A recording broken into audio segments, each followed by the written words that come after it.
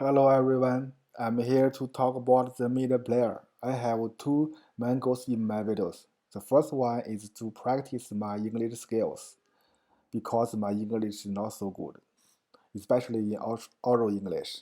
And the other goal is to share some technologies in my field. So if you found any errors in my video, thank you to leave a message for me. I'm very glad to correct any mistakes. Okay, let's go. The first topic is what the meaning of the media player I'm talking about.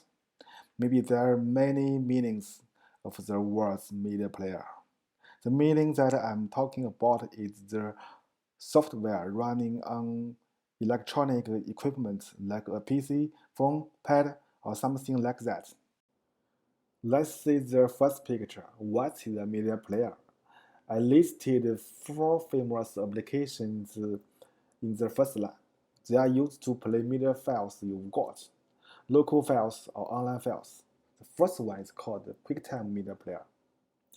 It's developed by Apple company and it's the default media player on Apple devices like MacBook, iPad, iPhone, and even iWatch. And it's maybe available on Windows. And the second one is called Windows Media Player. It's only available on Windows. And the last two are called VLC Media Player and the M Player.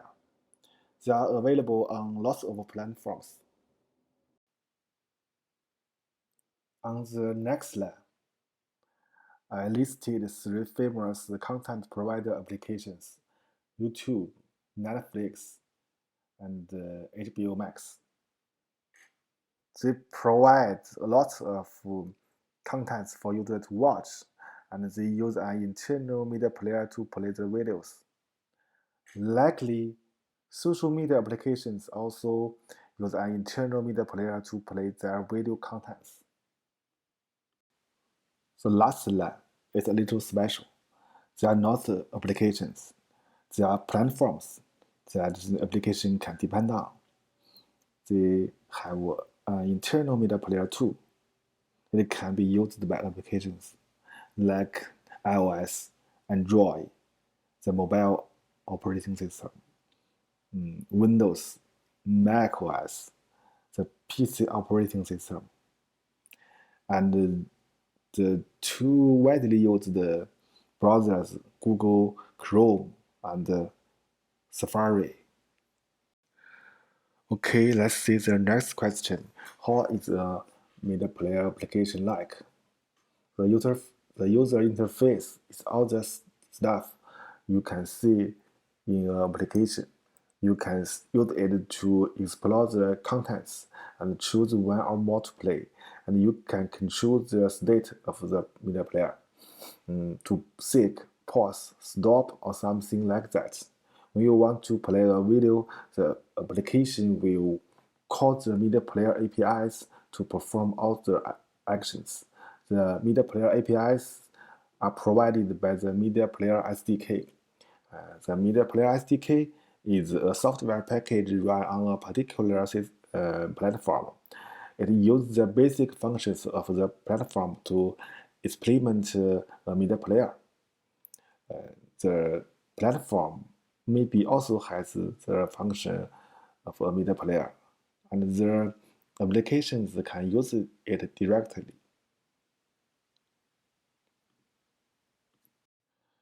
So, do you think the media player SDK is a very important part of an application which need to play videos?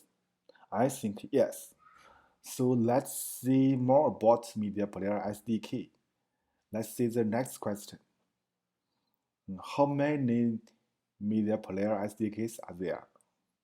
Personally, I classified all the media player SDKs into four types: in-system, player vendor, video cloud vendor, and open source.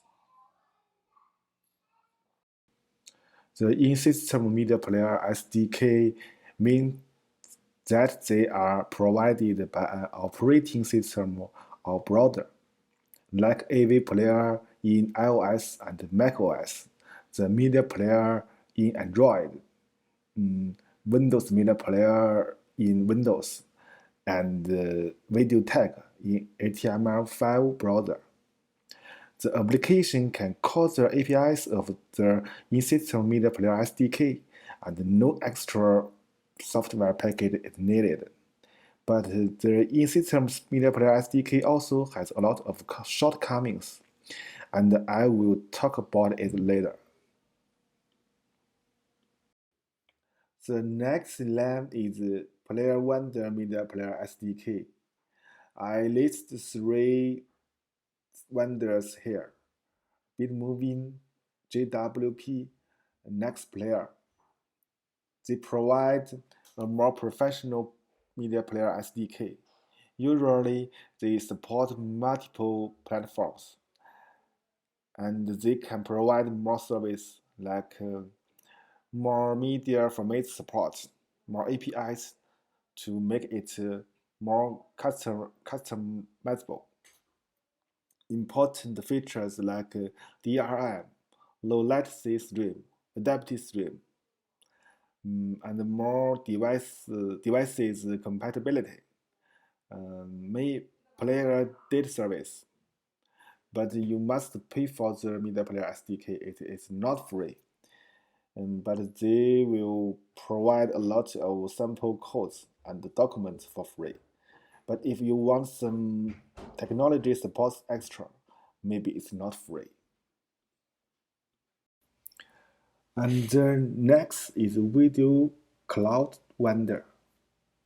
I list four of them: AWS, Akamai, Azure, Alibaba Cloud.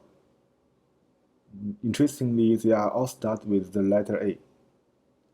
The video cloud vendor can provide lots of services you will need when you build your media application, like media file storage, media transcoding, DRM, CDN, live streaming, media resource management. As far as I know, all the services above are not free in this world because they are consuming resource when you are using them, and they will provide a media player SDK for their clients to use their services more conveniently. The SDKs they provide are like the player vendor provides,